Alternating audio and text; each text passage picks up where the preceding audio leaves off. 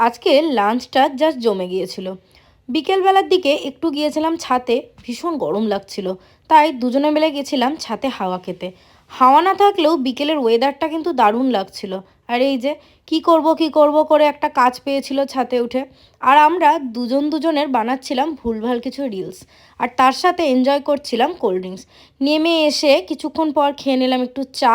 চা খেয়ে ও করে নিল এসিটা একটু পরিষ্কার, কারণ এখন ওটার খুব প্রয়োজন, যা গরম বাড়ছে দিনে দিনে।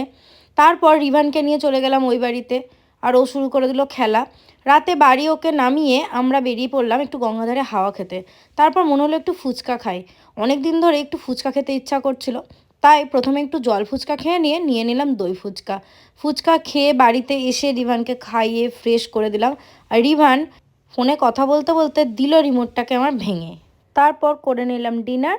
তো আজকের মতো এখানে টাটা।